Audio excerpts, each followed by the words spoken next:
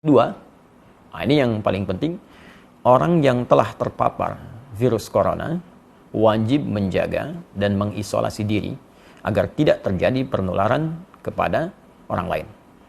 Saya ulang, orang yang telah terpapar virus corona wajib menjaga dan mengisolasi diri agar tidak terjadi penularan kepada orang lain.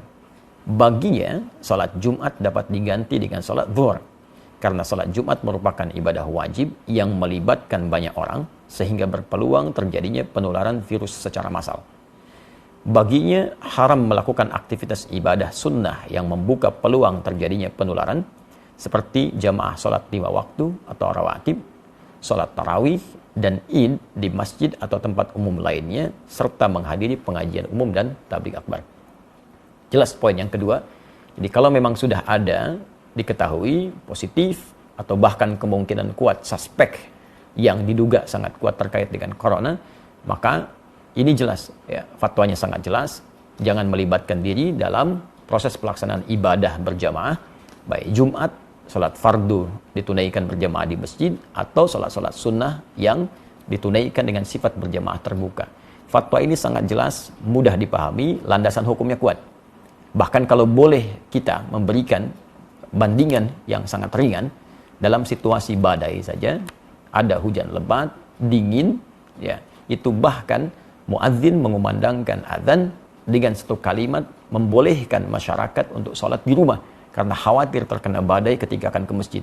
Maka bagaimana dengan kondisi orang tertular virus dan bisa menularkan pada orang lain? Atau bahkan dalam konteks lain, ya, orang yang safar saja, perjalanan jauh, dengan keadaan safarnya dia bisa mengganti Jumat dengan zuhur karena kesulitan menunaikannya. Maka bagaimana dengan orang terkena virus yang membahayakan pada dirinya dan bahkan membahayakan orang lain di sekitarnya? Ini sangat mudah dipahami dan tidak perlu banyak ditafsirkan. Jadi kalau memang dampaknya pada wilayah yang sudah terjangkiti, kemudian orangnya diketahui banyak di situ terkena virus juga, maka hukum menunaikan ibadahnya itu bisa diganti dari yang aspek berjamaah di masjid, bahkan Jumat menjadi berjamaah di rumah, atau mungkin Jumat diganti dengan zuhur sesuai dengan fatwa yang disampaikan. Tapi fatwanya belum selesai sampai di sini. Jadi kalau kita mengambil yang kedua ini saja, maka nanti akan banyak ditafsirkan dengan ya, masjidnya ditutup, Jumatnya tidak ditunaikan, ya, baru secara umum. Sedangkan kondisi belum selesai disampaikan. Ya, fatwa nomor 3, orang yang sehat dan yang belum diketahui atau diyakini tidak terpapar COVID-19 harus memperhatikan hal-hal sebagai berikut. A.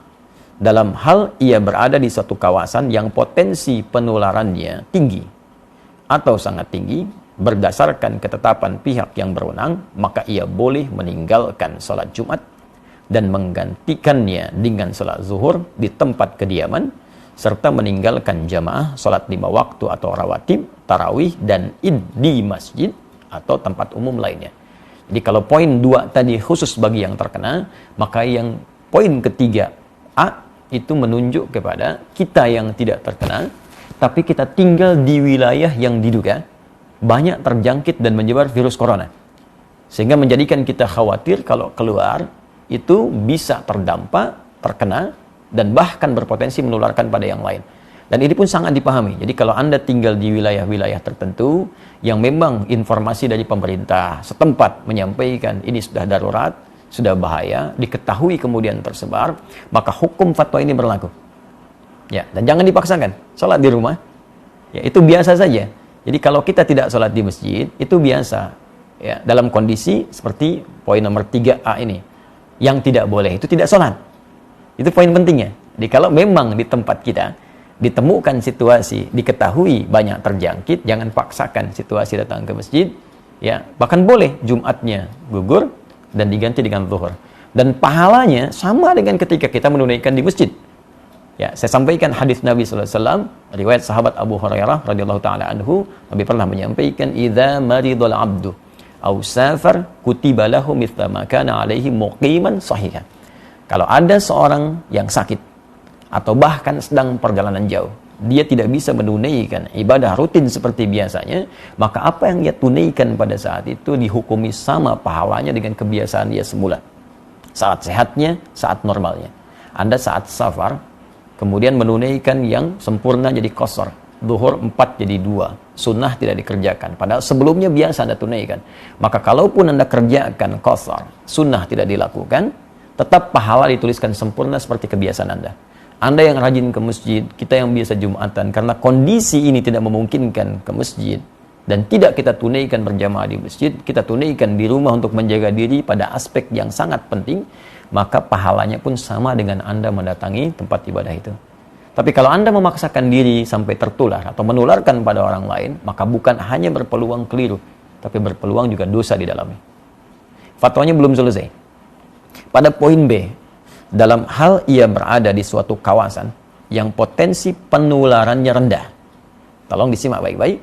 Dalam hal ia berada di suatu kawasan yang potensi penularannya rendah, berdasarkan ketetapan pihak yang berwenang, maka ia tetap wajib menjalankan kewajiban ibadah sebagaimana biasa dan wajib menjaga diri agar tidak terpapar COVID-19 seperti tidak kontak fisik langsung, bersalaman, berpelukan, cium tangan, kemudian membawa sejadah sendiri dan sering membasuh tangan dengan sabun.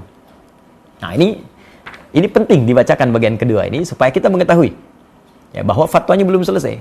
Jadi kalau di wilayah kita berdasar keterangan dari aparatur setempat, ya pemerintahan setempat menyampaikan di wilayah ini baik, di wilayah ini diduga kuat belum tersebar atau kecil kemungkinannya, maka kita berjamaah seperti biasa. Ini tidak harus menutup tempat ibadah. Jumat berlangsung, ya ibadah 5 waktu berlangsung, dan kehati-hatian tadi kita lakukan. Ya, kita hindari kontak fisik secara langsung, bersalaman, atau kemudian tadi membawa sejadah sendiri, menggunakan hand sanitizer. Ya, nah, itu kita lakukan. Tapi jangan latah kemudian masjid ditutup, Jumat tidak ada, sehingga seakan-akan sunyi dari ibadah. Hanya mungkin di fatwa ini juga, ini kami mengusulkan. Ya, kami mengusulkan kepada pemerintah di daerah-daerah setempat dengan berkoordinasi dengan pusat. Ini mungkin menyampaikan kepada masyarakat transparansi data yang terbuka. Sehingga tidak terjadi kepanikan di masyarakat dan mengetahui tempat ini ada suspek. Tempat ini aman. Sehingga dengan itu masyarakat mudah untuk bisa menentukan sikap sehingga tidak hadir kepanikan. Nah, saya tidak tahu nih tempat saya aman atau tidak.